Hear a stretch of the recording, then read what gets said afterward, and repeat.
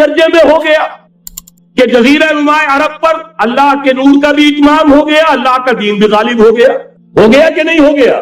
لیکن کیا محمد الرسول اللہ صرف عرب کے لیے بھیجے گئے تھے؟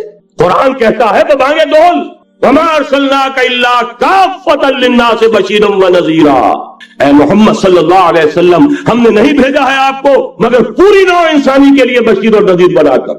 تو جان لیجئے کہ یہ مقصد بعثت محمدی صلی اللہ علیہ وسلم بتمام کمال اس وقت پورا ہوگا جب کل عالم انسانیت پر, کل روح ارضی پر اللہ کا دین اسی طرح غالب ہو جائے گا جس طرح کہ محمد رسول اللہ والذین معہ صلی اللہ علیہ وسلم ورضی اللہ تعالی عنہم اجمعین, ان کے ہاتھوں سے, ان کے ایثار سے, ان کی قربانیوں سے, جن کا نقشہ آپ کے سامنے مولانا کھینچ چکے ہیں, ان کے اثار, ان کی قربانیاں, ان کی محنت, ان کی جفاکشی, ان کی سرفروشی, ان کے جان تن من دھن لگا دینے کے نتیجے میں جیسے اس وقت غالب ہوا تھا کل روح ارضی پر غالب ہوگا, تب کہیں جا کر مقصد بعثت محمدی مکمل ہوگا. یہی وجہ ہے اقبال نے کہا تھا وقت فرصت ہے کہاں, کام ابھی باقی ہے, نور توحید کا اتمام ابھی باقی ہے. لیکن ساتھ ہی خوشخبری بھی دی تھی, یہ چمن معمور ہوگا نغمہ توحید سے, آئے گا وہ دور, یہ چمن معمور ہوگا نغمہ توحید سے, لازمن آتا رہے گا. لہذا اب اس کے درمیان جو یہ فصل ہے اس کو سوچئے. لیکن میں اس سے پہلے ذرا وہ حدیثیں کہ جن میں حضور کی سری پیشن گوئیاں آئی ہیں بڑی تیزی کے ساتھ آپ کو سنا دینا چاہتا ہوں, اور اس کی وجہ کیا ہے. یہ زمینی حالات جنہیں میں نے کہا تھا انہیں دیکھیں, ظاہر بات ہے کبوتر کی طرح آنکھیں بند کرنے کا تو فائدہ نہیں, حقیقت کو دیکھنا پڑے گا. حقیقت کو دیکھتے تو دل بیٹھ جاتا ہے, مایوسی کے اندھیارے چھا جاتے ہیں, امید کی کوئی کرن کہیں نظر نہیں آتی. کہاں نظر آ, مولانا نے کتنا عمدہ نقشہ کھینچا ہے, کہاں ہے وہ اسلام. مسلمان تو ہیں 1 ارب سے زیادہ ہیں, لیکن کوئی پوچھے 1 انچ زمین دکھاؤ جہاں اسلام تم نے نافذ کیا, تو وہاں ہمارے ہاتھوں کے طوطے اڑ جائیں گے. نتیجہ یہ ہے کہ حالات تو زمینی جو ہے وہ ہے مایوس کن. اس میں ظاہر بات ہے کہ امید کا دامن تھامنے کے لیے ہمیں کوئی چیز چاہیے, اور وہ چیز ہے جو محمد عربی صلی اللہ علیہ وسلم اپنی خوشخبریوں کی شکل میں دے کر گئے. آپ نے اپنے دور سے لے کر قیامت تک 5 دور گنوا دیے.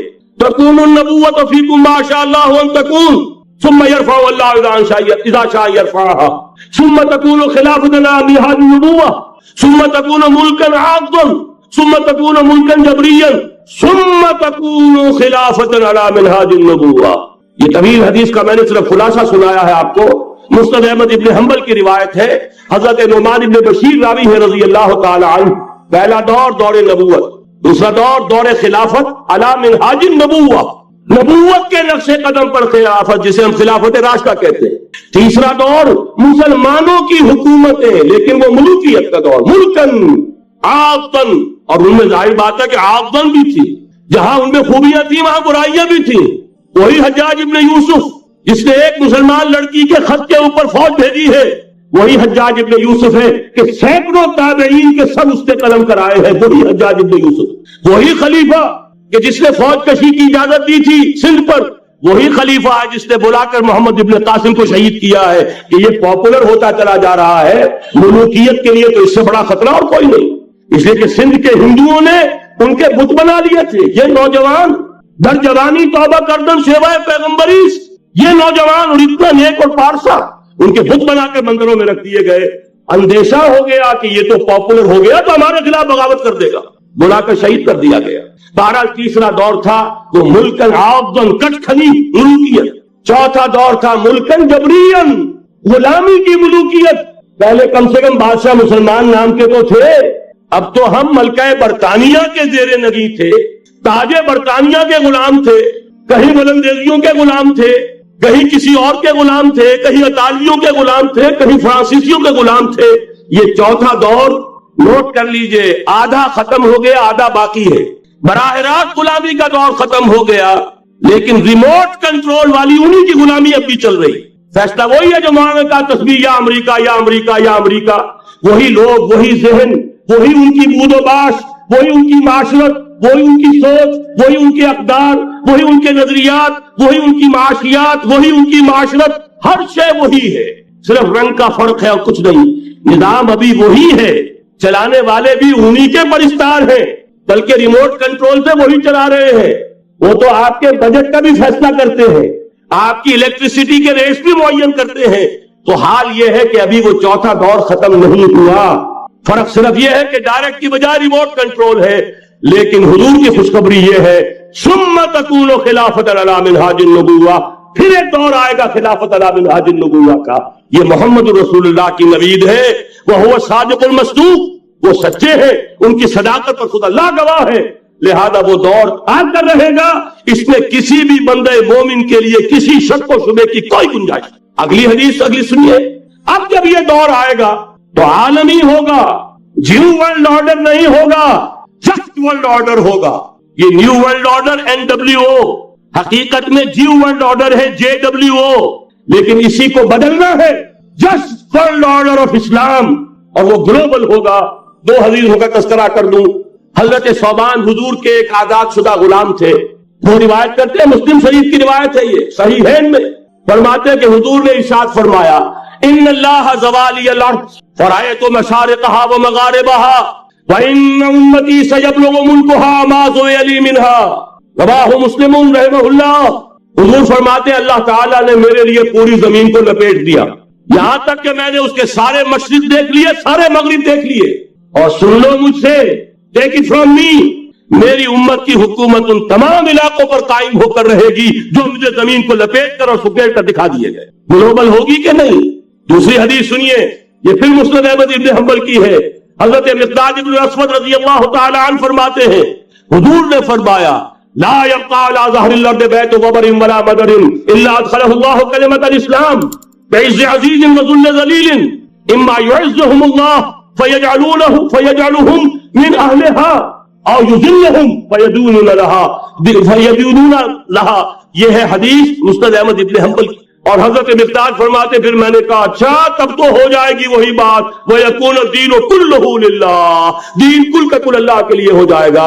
حدیث کا ترجمہ یہ ہے کہ حضور نے فرمایا روئے زمین پر نہ کوئی اینٹ گارے کا بنا ہوا گھر رہے گا, نہ کوئی اونٹ کے بالوں کے بنے ہوئے کمبلوں کا خیمہ رہے گا جس میں اللہ تعالیٰ کلمہ اسلام کو داخل نہ کر دے.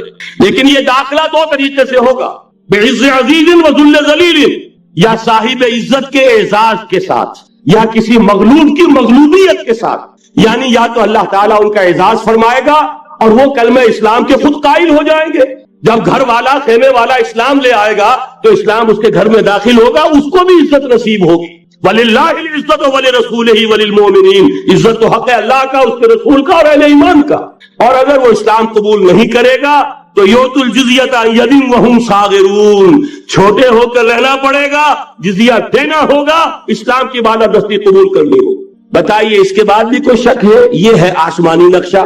یہ اللہ فرما رہے واللہ متم نورہ ویابی اللہ الا یتم نورہ لیظہرہ علی الدین کلہ ولو کرہ المشرکون. یہ اللہ کا فیصلہ ہے. ادھر یریدون لیطفئوا ہے, یہ زمینی نقشہ ہے. اب شکل کیا ہے؟ اب میں آپ سے عرض کر دوں کہ ان دونوں کے مابین جو خلا نظر آ رہا ہے, کوئی شخص یقین کے ساتھ نہیں کہہ سکتا کہ اب حالات کا کیا رخ ہوگا. اس لیے کہ ظاہر بات ہے قرآن مجید میں مستقبل کے بارے میں خود حضور سے کہلوایا گیا وَإِنْ أَدْرِي أَقَرِيبٌ أَمْ بَعِيدٌ مَا تُوعَدُونَ. لوگوں مجھے معلوم نہیں ہے کہ جس بات کی تمہیں خبر دی جا رہی ہے وہ قریب آ چکا ہے یا دور ہے. وَإِنْ أَدْرِي لَعَلَّهُ فِتْنَةٌ لَكُمْ وَمَتَاعٌ إِلَىٰ حِينٍ, اور میں نہیں جانتا, ہو سکتا ہے اللہ کچھ اور مہلت دے دے تمہیں اور کچھ اور آزمائش جو ہے اس کے لیے تمہارے لیے کوئی اور مہلت عطا فرما دے, ہو سکتا ہے. تو میں بھی کسی دعوے سے نہیں کہہ رہا, لیکن دو امکانات ہیں. امکان نمبر ایک کیا ہے؟ ابھی عالم اسلام کا ایک سالڈ بلاک ہے جو یہودی ورلڈ آرڈر کی نگاہوں میں کھٹک رہا ہے. میں کھٹکتا ہوں دل یزداں میں کانٹے کی طرح. اگرچہ ان کی اسٹریٹجی کیا ہے, ایک ایک کر کے ان کے حصے بکھرے کر کے تیا پانچا کرو. ابھی وہ بلاک کون سا ہے؟ ایران ہے, افغانستان ہے, پاکستان ہے اور روسی ترکستان سے آزاد ہونے والی جو ریاستیں ہیں. یہ ایک سالڈ بلاک. یہ عجمی مسلمان ہے, عربی نہیں. عربی گئے, یہ نوٹ کر لیجئے, اس لیے کہ عربوں کو اللہ نے فضیلت دی تھی, محمد ان میں سے تھے صلی اللہ علیہ وسلم, یہ رتبہ بلند ملا جن کو مل گیا.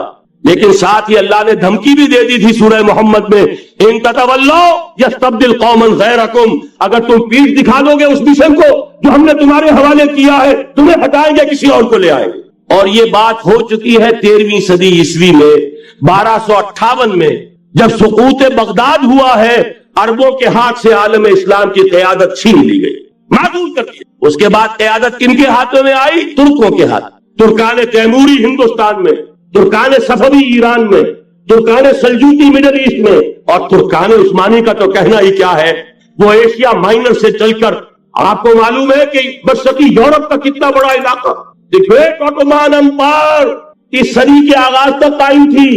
اس صدی میں عجیب عجیب معجزے ہوئے ہیں۔ گریٹ آٹومان امپائر جو 3 بر اعظموں پر محیط، نام و نشان ختم۔ The great U S S R, نام و نشان ختم۔ اب تو روس صاحب ایک ملک کی حیثیت سے رہ گئے۔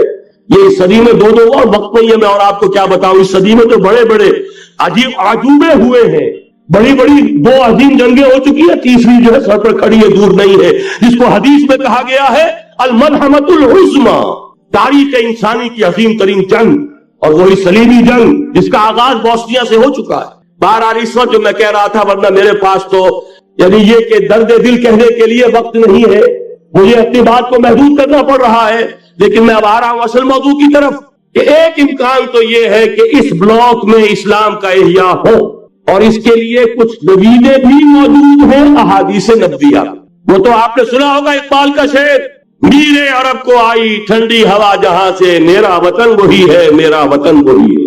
حدیث میں آتا ہے یخرج ناس من المشرق یؤتون للمہدی یعنی سلطان ہی، مشرق سے فوجیں نکلیں گی کہ جو کہ مہدی کی حکومت قائم کرے گی۔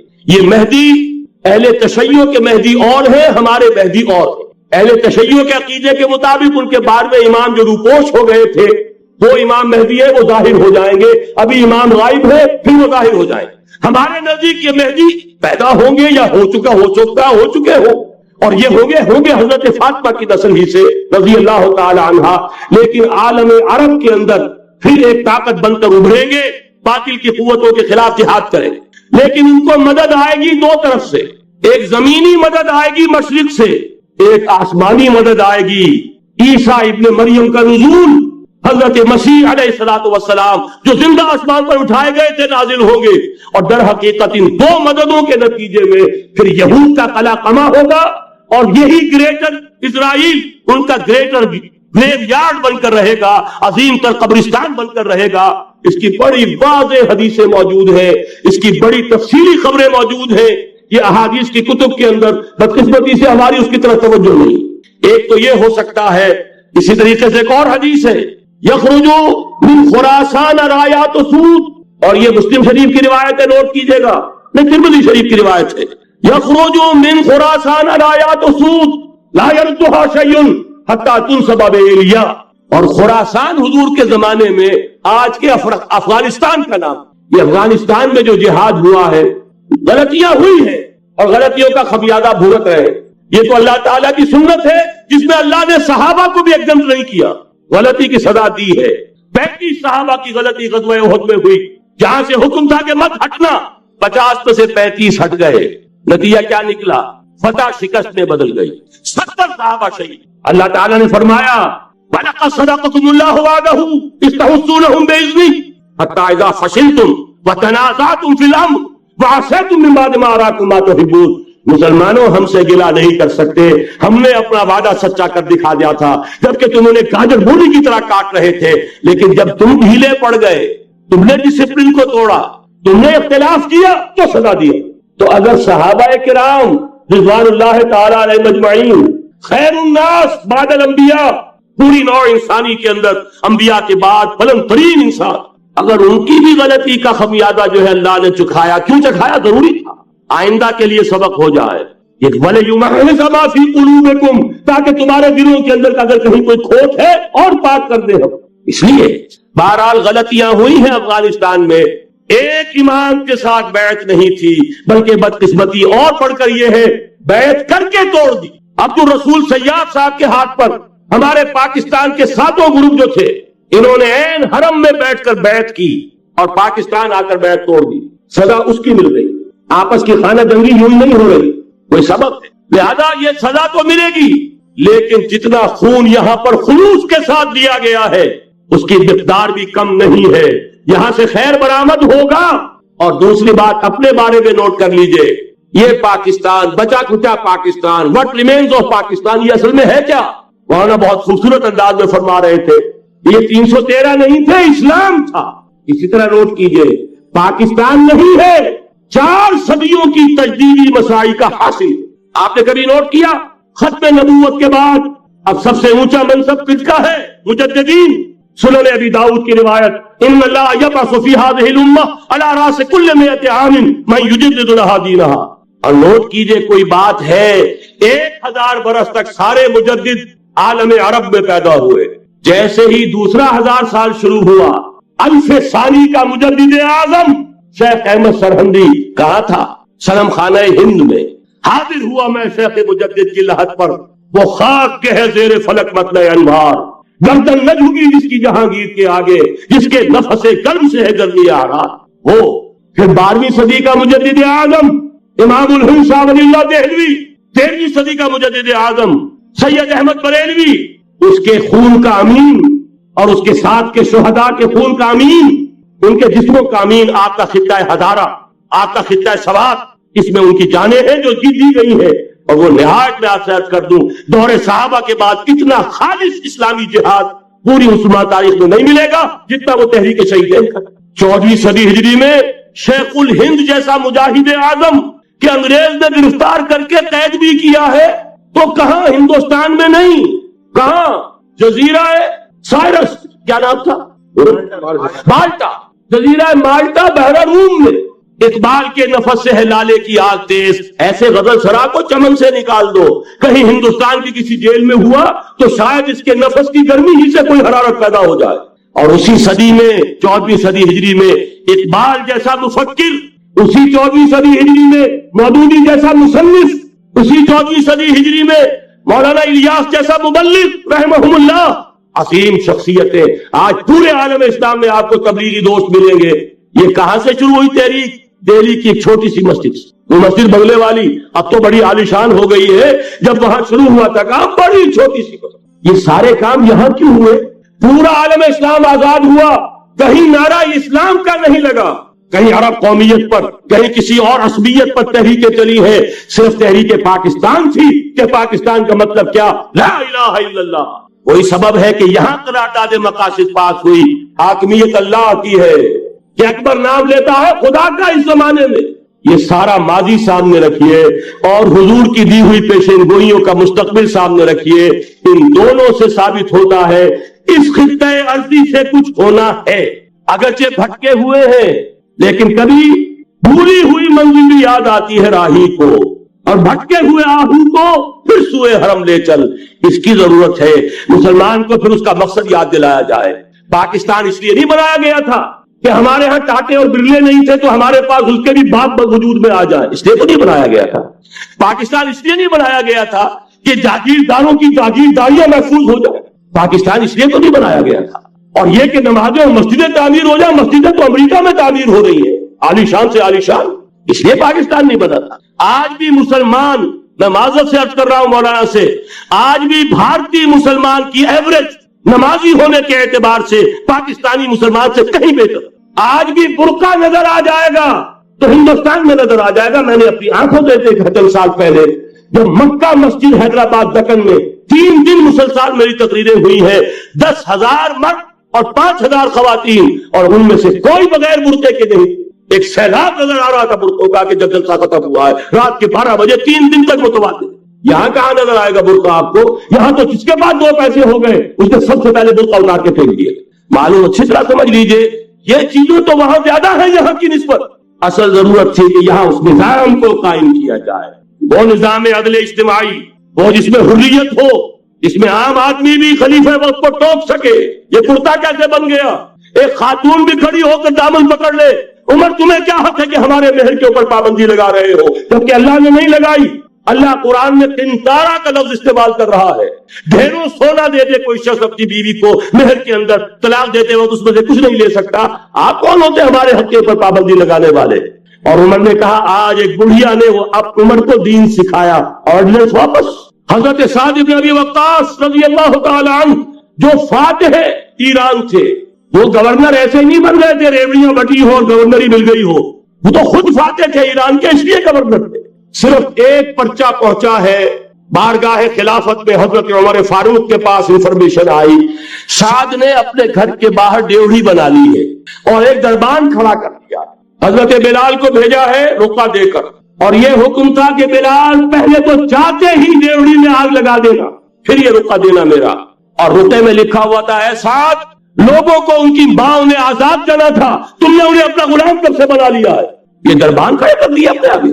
وہ حریت، وہ مساوات کہ جا رہا ہو خلیفہ وقت اور چارج لینے جا رہا ہے بیت المقدس کا، کوئی ذاتی علاج کے لیے نہیں جا رہا، سیر و سیاحت کے لیے نہیں جا رہا، چارج لینے کے لیے. بالکل سرکاری وزٹ ہے، آفیشل وزٹ ہے، اسٹیٹ وزٹ ہے. اور حال کیا ہے؟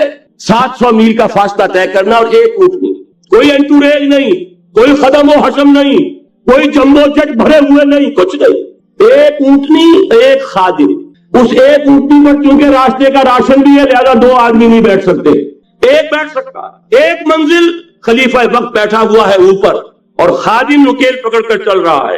اگلی منزل خادم اوپر بیٹھا ہے اور خلیفہ وقت عمر بن الخطاب رضی اللہ تعالی عنہ اور وہ آگے آگے نکیل پکڑ کر چل رہا. یہ نظام چاہیے آج نوع انسانی. اس کے انتظار میں، اس کی تلاش میں نوع انسانی نے کتنے تجربے کر لیے، کیسی چھلانگیں لگائی. ملوکیت ختم کی، آسمان سے گرا کھجور میں اٹکا. جمہوریت آئی نام نہاد، لیکن وہ سرمایہ دارانہ نظام بن کر آگے سے بڑھ کر لعنت بن گئی. پہلے جاگیردار مسلط تھا، اب سرمایہ دار کارخانے دار مسلط ہو گیا. اس سے نکلنے کے لیے زور لگایا، کمیونزم کی طرف گئے، چھلانگ لگائی، اب ایک پارٹی ڈکٹیٹر بن کر بیٹھ گئی. انسان رستم یک بنتا استاد در بندے دیگر، ایک چیز سے غلامی سے نجات پاتا ہے، دوسری میں پھنس جاتا ہے. اور کیوں؟ کہ وہ نظام عدل اجتماعی جو محمد عربی کو دے کر بھیجا گیا تھا، اس کے کسٹوڈین سوئے ہوئے، اس کے کسٹوڈین کو اندازہ ہی نہیں. یہ نسخہ تو ہمارے پاس تھا، ہمیں عمل کرنا تھا اور دنیا کے سامنے پیش کرنا تھا. پاکستان بنایا اس لیے گیا تھا کہ ہم اس کا ایک نمونہ دنیا کے سامنے پیش کریں گے. قائد اعظم نے فرمایا تھا کہ ہم یہ چاہتے ہیں کہ پاکستان کی صورت میں عہد حاضر میں اسلام کے اصول حریت و اخوت و مساوات کا ایک نمونہ قائم کر کے دکھانا. کہاں ہے وہ؟ بھٹک گئے، سو گئے. بہرحال اب بھی وقت ہے، جب تک سانس تب تک آس. میرے عزیز نے تو ڈرایا ہے اور صحیح ڈرایا ہے. اللہ تعالیٰ نے 25 برس انتظار کیا تھا. پہلے عذاب کا کوڑا پھر مارا ہماری پیٹھ پر. وَلَنُذِيقَنَّهُم مِّنَ الْعَذَابِ الْأَدْنَىٰ دُونَ الْعَذَابِ الْأَكْبَرِ. بڑے عذاب سے پہلے چھوٹا عذاب کا مزہ چکھائیں گے. لَعَلَّهُمْ يَرْجِعُونَ، شاید کہ لوٹ آئیں. وہ ہم سے 1000 میل کے فاصلے پر ہوا تھا، اگرچہ 93,000 ہمارا قریل جوان، جن میں غالباً 43,000 فوجی اور یہ کہ تقریباً اتنی تعداد میں جو غیر فوجی تھے، وہ اس ہندو کے غلام بنے، قیدی بنے جن پر 800 برس تک، کہیں 600 برس تک، کہیں 1000 برس تک حکومت کی. اتنی بڑی شکست کا کلنک کا ٹیکا ہماری پیٹھ پر پڑا. پہلے عذاب کا کوڑا آ گیا تھا. 25 برس ہو گئے تھے، قمری حساب سے نوٹ کر لیجئے. یہ نہ سمجھیے 24.25 برس ہوئے تھے. 24.25 برس قمری حساب سے 25 برس تھے. اور اب نوٹ کر لیجئے اگلے 25 برس کے پورے ہونے میں اگلے رمضان کی 27 تاریخ تک صرف مہلت ہے. نصف صدی پوری ہوا چاہتی. کوئی عجب نہیں اس عذاب الادنا سے بعد ہم جاگے نہیں، ہوش میں نہیں آئے. کوئی عجب نہیں کہ بڑے عذاب کا کوڑا ہماری پیٹھوں کو برس جائے. لیکن مجھے یہ یقین ہے، نوٹ کر لیجئے، اگر یہ دوسرا امکان ہو گیا، خدا نہ خواستہ اللہ کے عذاب کا کوڑا ہماری پیٹھ پر برسا، مجھے یقین ہے اللہ ہندوؤں کو مسلمان بننے کی توفیق دے گا. لیکن اسلام کا بول بالا اسی خطے سے ہو. تاریخ میں یہ ہو چکا ہے. آیا فتنہ تاتار کے افسانے سے پاسباں مل گئے کعبے کو صنم خانے سے. تاتاریوں کے ہاتھوں کروڑوں مسلمان قتل ہوئے، لیکن اسلام نے تاتاریوں کو فتح کر لیا. اور پھر اسلام کا مسلمانوں کا دوسرا دور عروج انہی تاتاریوں کی مختلف شاخوں کے تحت ہوا. وہ تاتاری ہی تو تھے، وہ سارے ہوش ترکش ہوش، ترکان تیموری، Terken سبوی، Terken Seljuqi, Terken Usmani, وہی تو سٹاک تو وہی ہے. آیا فتنہ تاتار کے افسانے سے پاسباں مل گئے کعبے کو صنم خانے سے. اس لیے کہ حضور نے فرمایا مشرق سے ہوگا، یہاں سے فوجی چلیں گی، تو کوئی عجب نہیں. بہرحال یہ 2 امکانات ہیں، لیکن اس کا فیصلہ تیرے ہاتھوں میں ہے، دل یا بدن. سیدھی سیدھی بات. اگر تو اب بھی ہم ٹھیک ہو جائے، جاگ جائے، ہوش میں آ جائے، قوم یونس کی طرح توبہ کر لے، تو بغیر عذاب کے کوڑے کے رحمت خداوندی ہم پر سایہ کرے گی. اگر ہم نہ جاگے تو وہ عذاب کا کوڑا آئے گا. یہ نہیں میں کہہ سکتا ان ادری قریب بعید ما توعدون، یہ میں نہیں کہہ سکتا. یقین کے ساتھ جانتا ہوں کہ آئے گا. لیکن یہ کہ اس کے بعد بھی یہی سے بول بالا ہوگا. اگر ہمارے ذریعے نہیں تو ان کے ذریعے سے جو ہمیں شکست دے کر پھر اسلام قبول کرتے. لیکن کیوں نہ پہلے ہی راستے پر چلنے کی کوشش کریں. وہ راستہ کیا ہے بس صرف چند منٹوں میں اس کی میں وضاحت کر دوں گا، اس لیے کہ سارا ہمارا جوش بھی ہو، جذبہ بھی ہو، ارادہ بھی پیدا ہو جائے، کوئی لائن آف ایکشن سامنے نہ آئے تو بھی نتیجہ نہیں بنتا. پہلی بات میں مولانا سے معذرت کے ساتھ عرض کروں گا، مولانا نے فرمایا تھا کہ یہاں ایمان بہت ہے، نمازی اکثریت میں ہے. مجھے ادب کے ساتھ اختلاف، ایمان نہیں ہے، یا قرآن جھوٹا ہے یا ہم میں ایمان نہیں. قرآن کہتا ہے انتم الاعلون ان کنتم مؤمنین، اگر تم مومن ہوگے تم ہی سربلند رہو گے. ہم تو سربلند نہیں ہیں تو کیا کہیں گے قرآن جھوٹا؟ ایمان نہیں ہے. ہمیں موروثی عقائد مل گئے ہیں اپنے والدین سے، ہم by birth accident of birth مسلمان ہو گئے ہیں. ہم نے اسلام کی کوئی قیمت نہیں دی ہے، اسلام کو کوئی تکلیف جھیل کر اپنے لیے اختیار نہیں کیا ہے. پہلا مرحلہ ہے یا ایھا الذین آمنوا آمنوا باللہ ورسولہ والکتاب الذی نزل علی رسولہ. اے ایمان والو ایمان لاؤ. ایک درجے میں تو ایمان والے ہو کہ اقرار باللسان کر رہے ہو، آمنت باللہ کما ہوا باسمائہ وصفاتہ وقبلت جمیع احکامہ، اقرار باللسان وتصدیق بالقلب. آمنت باللہ وملائکتہ وکتبہ ورسلہ والقدر خیرہ وشرہ من اللہ تعالی والبعث بعد الموت. لیکن یہ اقرار باللسان ہے، کبھی ذرا دلوں میں جھانکو. تصدیق بالقلب ہے، تصدیق بالقلب ہو جائے تو زندگی کا نقشہ بدل جائے، سوچ بدل جائے، ترجیحات بدل جائیں. آج زندگی سب سے عزیز ہے، پھر شہادت کی موت اس سے کہیں زیادہ عزیز ہے. نشان مرد مومن باتو گویم جو مر گایا تبسم بر لبے اوس. تو پہلا مرحلہ ہے ایمان کی تجدید. ایمان کو تازہ کرو، ایمان کو تازہ کرو، اور اس کے لیے منبع اور سرچشمہ قرآن حکیم. هو الذی ينزل على عبده آیات بینات لیخرجکم من الظلمات الی النور. قرآن سے ہی لوگوں کو بلاؤ، تلاوت آیات کے ذریعے سے لوگوں کو کھینچو. یہ میگنیٹ ہے جو سلیم الفطرت لوگوں کو کھینچ لے گا. پھر اسی کے ذریعے سے تزکیہ کرو. یا ایھا الناس قد جاءتکم موعظۃ من ربکم وشفاء لما فی الصدور. تمہارے سینوں کے اندر جو روگ ہیں ان کا علاج بھی یہی قرآن. پھر اسی کی تعلیم دو. یتلو علیہم آیاتہ ویزکیہم ویعلمہم الکتاب والحکمہ. یہ پہلا مرحلہ. دوسرا مرحلہ جو ایمان اپنا تازہ کر لے شعوری طور پر، اللہ، آخرت، رسالت، قرآن، محمد رسول اللہ کی ختم نبوت، اس پر ایمان لے آئے شعوری طور پر. تجدید ایمان نوٹ کر لیجئے سورہ نساء کی وہ آیت یا ایھا الذین آمنوا آمنوا باللہ ورسولہ. ایمان لاؤ، اے ایمان والو ایمان لاؤ. جو لوگ یہ مرحلہ طے کر لیں وہ بنیان مرصوص بنے بیعت کی بنیاد. لیکن بیعت کون سی؟ بیعت جہاد. یہ جو بخاری شریف میں ترانہ آیا ہے صحابہ کرام کا، غزوہ خندق میں جب صحابہ کدالیں چلا رہے تھے، خندق کھودی جا رہی تھی، تو ان کی زبانوں پر ایک شعر تھا، نحن الذین بایعوا محمدا علی الجہاد ما بقینا ابدا. ہم وہ ہیں جنہوں نے محمد سے بیعت کی ہے جہاد کی، جب تک جان میں جان ہے جہاد جاری رہے. یہ جہاد کی بیعت. سید احمد بریلوی رحمت اللہ علیہ نے پہلے بیعت لی تھی بیعت ارشاد، پھر بیعت کی بیعت جہاد، اور اسے کہا یہ سلسلہ محمدی ہے. سلسلہ چشتیہ میں بیعت ہو گئی، سلسلہ سہروردیہ میں ہو گئی، سلسلہ نقشبندیہ میں ہو گئی، سلسلہ قادریہ میں ہو گئی. اب آؤ بھائی سلسلہ محمدیہ میں بیعت کرو، اور سلسلہ محمدیہ جہاد کی بیعت ہے. نحن الذین بایعوا محمدا علی الجہاد ما بقینا ابدا.